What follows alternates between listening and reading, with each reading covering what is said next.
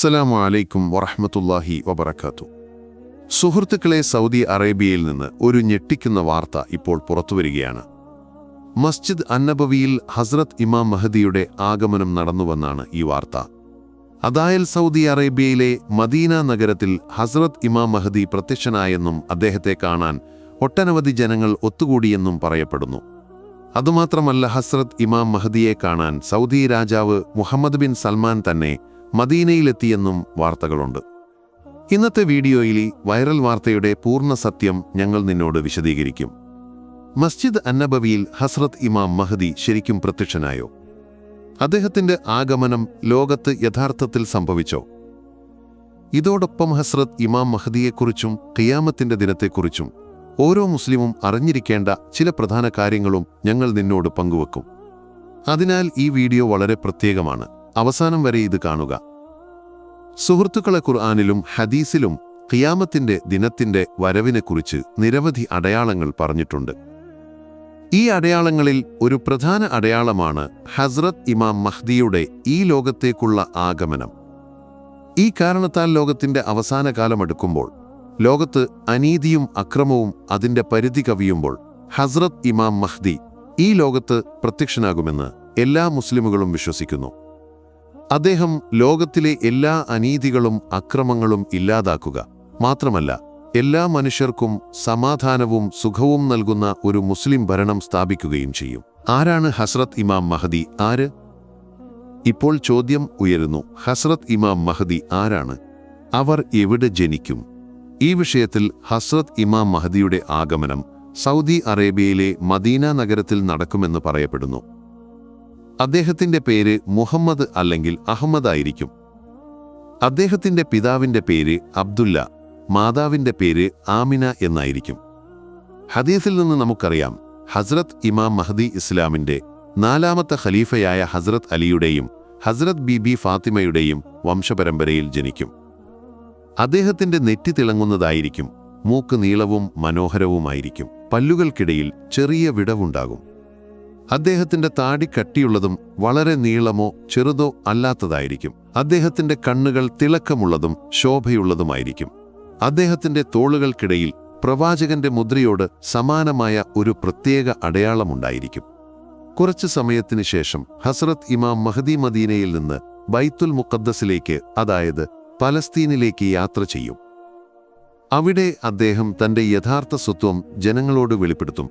ഞാൻ നിന്നോട് നൂറ്റാണ്ടുകളായി കാത്തിരിക്കുന്ന ഇമാം മഹദിയാണ് എന്ന് അദ്ദേഹം പ്രഖ്യാപിക്കുമ്പോൾ മുസ്ലിമുകളുടെ മുഖങ്ങൾ സന്തോഷത്താൽ നിറയും.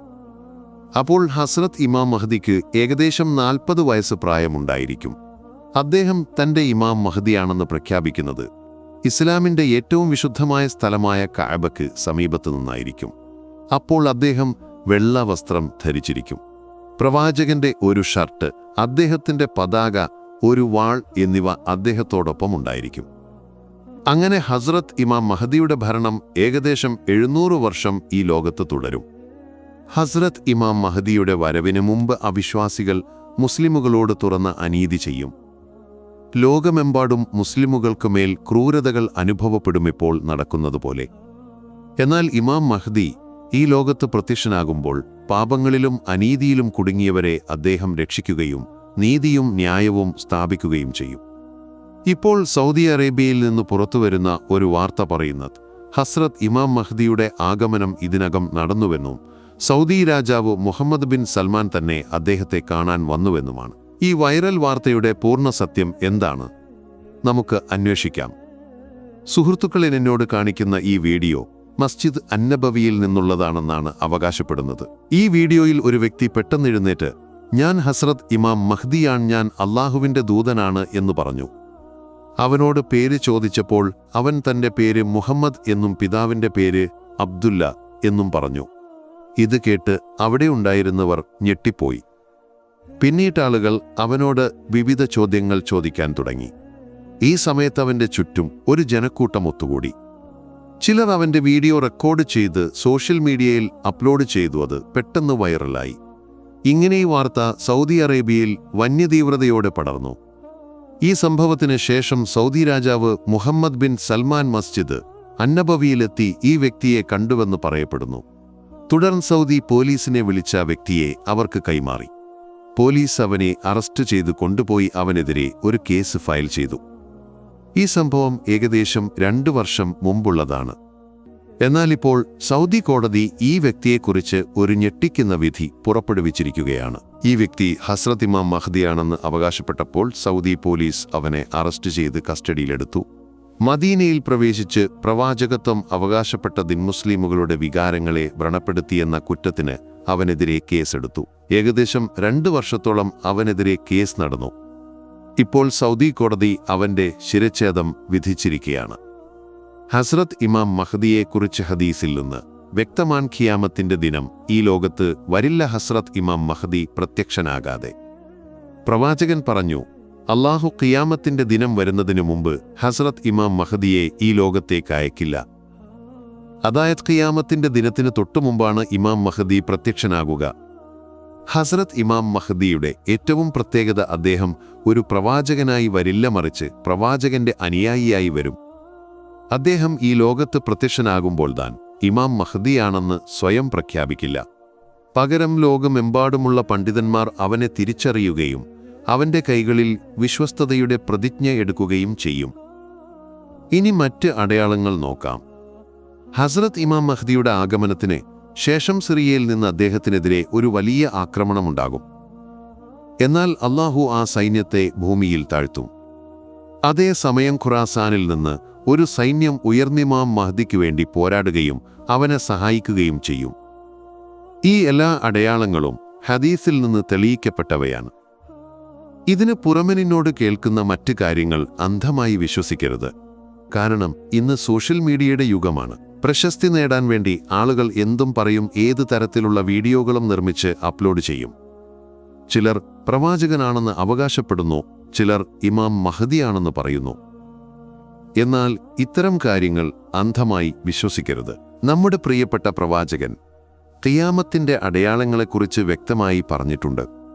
ഈ അടയാളങ്ങൾ എന്തൊക്കെയാണ്, ഏതൊക്കെ ഹദീസുകളിൽ തെളിയിക്കപ്പെട്ടവയാണ് എന്ന് മനസ്സിലാക്കേണ്ടത് വളരെ പ്രധാനമാണ്.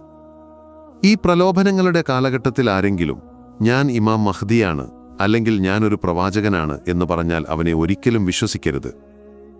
കാരണം നിനക്കറിയാം, ഹസ്രത്ത് മുഹമ്മദ് നബി അള്ളാഹുവിൻ്റെ അവസാന പ്രവാചകനാണ്. അദ്ദേഹത്തിന് ശേഷം മറ്റൊരു പ്രവാചകനും ഈ ലോകത്ത് വരില്ല. അള്ളാഹു പ്രവാചകത്വത്തിൻ്റെ വാതിൽ അടച്ചുകഴിഞ്ഞു. ഇനി ആരെങ്കിലും വന്നാൽ അവൻ ഹസ്രത്ത് മുഹമ്മദ് നബിയുടെ അനുയായിയായി മാത്രമേ വരൂ. ഇതുവരെ ഇത്തരത്തിൽ കുറച്ച് ആളുകൾ മാത്രമാണ് മുന്നോട്ട് വന്നിട്ടുള്ളത്. എന്നാൽ വരും ദിനങ്ങളിൽ ഇവരുടെ എണ്ണം വർദ്ധിക്കും. അതിനാൽ നിന്റെ വാക്കുകളിൽ ജാഗ്രത പാലിക്കുകയും ആരുടെ വാക്കുകളും അന്ധമായി വിശ്വസിക്കാതിരിക്കുകയും ചെയ്യുക. നമുക്ക് അള്ളാഹുവിനോട് പ്രാർത്ഥിക്കാം, എല്ലാ പ്രലോഭനങ്ങളിൽ നിന്നും അനീതികളിൽ നിന്നും നമ്മെ രക്ഷിക്കണമെന്നല്ല, കർമ്മങ്ങൾ ചെയ്യാനുള്ള കഴിവ് നൽകണമേ. അമീൻ. ഹസ്രത്ത് അബ്ദുല്ല ബിൻ മസ്ഊദ് റളിയല്ലാഹു അൻഹു നിവേദനം ചെയ്തു, അള്ളാഹുവിൻ്റെ ദൂതൻ മുത്തുനബി പറഞ്ഞു, ഖിയാമത്തിന്റെ ദിനം ഏറ്റവും ദുഷ്ടരായ മനുഷ്യരുടെ മേൽ സ്ഥാപിക്കപ്പെടും. ഭൂമിയിൽ അല്ലാഹ് അല്ലാഹ് എന്ന് പറയുന്ന ഒരാൾ ഉള്ളിടത്തോളം ഖിയാമത്ത് വരില്ല. സുഹൃത്തുക്കളെ, ഇന്നത്തെ കാലത്തിൻ്റെ അവസ്ഥ ആർക്കും മറഞ്ഞതല്ല. നമ്മൾ എങ്ങനെ ജീവിക്കുന്നുവെന്ന് നമുക്ക് തന്നെ അറിയാം.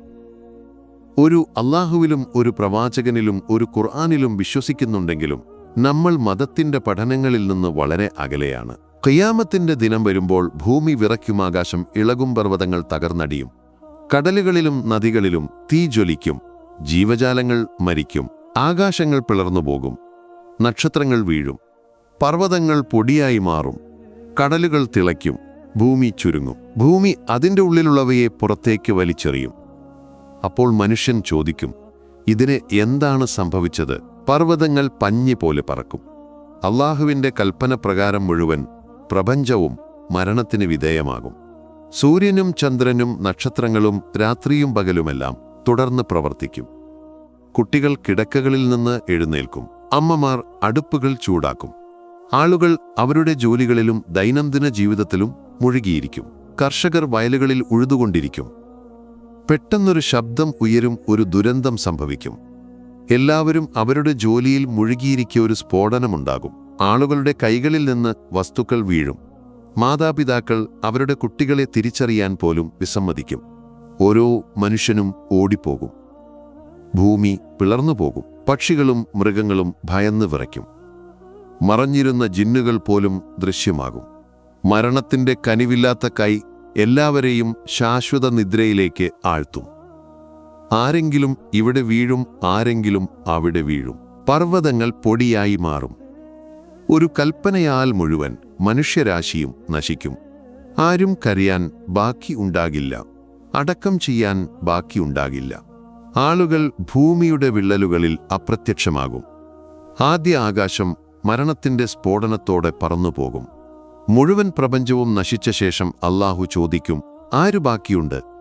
വിറയ്ക്കുന്ന കാലുകളോടും നാവ് കുഴയുന്ന നിലയിൽ മരണദൂതൻ മറുപടി പറയും, നിന്റെ മുകളിൽ നീ മാത്രം ബാക്കിയാണ്, താഴെ ഈ നിന്റെ ദാസനാണ്. അപ്പോൾ അല്ലാഹു പറയും, ഓ മരണദൂതനിനക്കും മരിക്കണം, നിനക്കും മരണം രുചിക്കണം. അതിനുശേഷം ഒരു നിലവിളിയോടെ മരണദൂതനും മരിക്കും. ഇതാണ് ലോകത്തിന്റെ അവസാനം. പിന്നീട് മുഴുവൻ പ്രപഞ്ചത്തിനും മരണം നൽകിയ ശേഷം അല്ലാഹു പറയും, എനിക്കെതിരെ ആരുണ്ട്? ഒരു പങ്കാളിയെ കൊണ്ടുവാ.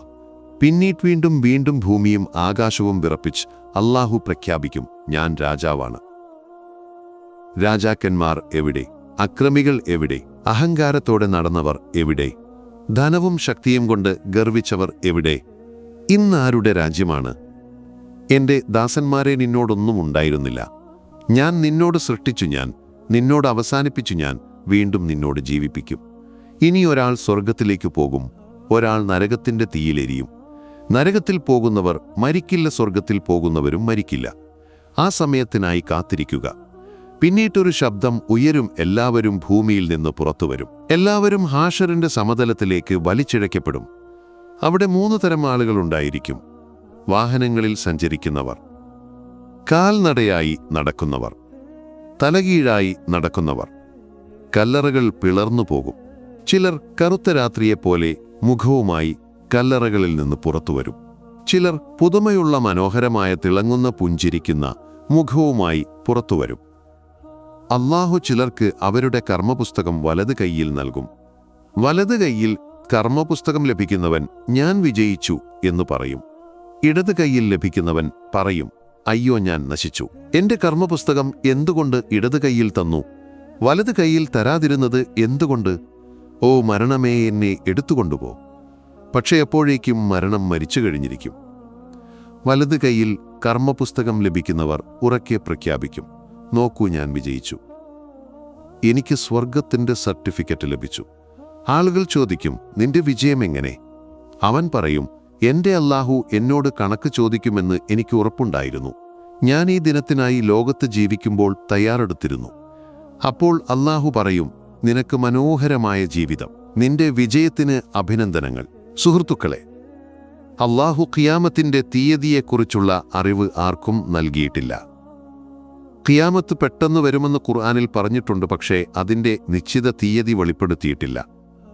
ഒരിക്കൽ ഹസ്രത്ത് ജിബ്രീൽ അലൈഹിസ്സലാം ഒരു മനുഷ്യന്റെ രൂപത്തിൽ വഞ്ചനങ്ങളുടെ മുന്നിൽ പ്രവാചകനോട് ചോദിച്ചു, ഖിയാമത്ത് എപ്പോൾ വരും? ഈ ചോദ്യത്തിന് പ്രവാചകൻ മറുപടി പറഞ്ഞു, ചോദിക്കുന്നവനേക്കാൾ കൂടുതൽ അറിയുന്നവനല്ല ചോദ്യം ചോദിക്കപ്പെടുന്നവൻ. ഈ വിഷയത്തിൽ നിന്നോടും ഞാനും തുല്യരാണ്. എനിക്ക് അതിന്റെ സമയം അറിയില്ല, നിനക്കും അറിയില്ല. പ്രിയ സുഹൃത്തുക്കളെ, ഖിയാമത്തിന്റെ ഭയാനകമായ ദൃശ്യങ്ങളിൽ അല്ലാഹുവിന്റെ കരുണാദൃഷ്ടി നമ്മുടെ എല്ലാവരുടെ മേലുമുണ്ടാകട്ടെ. നമ്മുടെ പ്രിയപ്പെട്ട പ്രവാചകനായ ഹസ്രത്ത് മുഹമ്മദ് നബിയുടെ മുഖം നോക്കി നമുക്ക് എല്ലാവർക്കും ഒരു നല്ല അന്ത്യം നൽകട്ടെ. ആമീൻ. അസ്സലാമു അലൈക്കും വറഹ്മത്തുള്ളാഹി വബറകാതുഹു.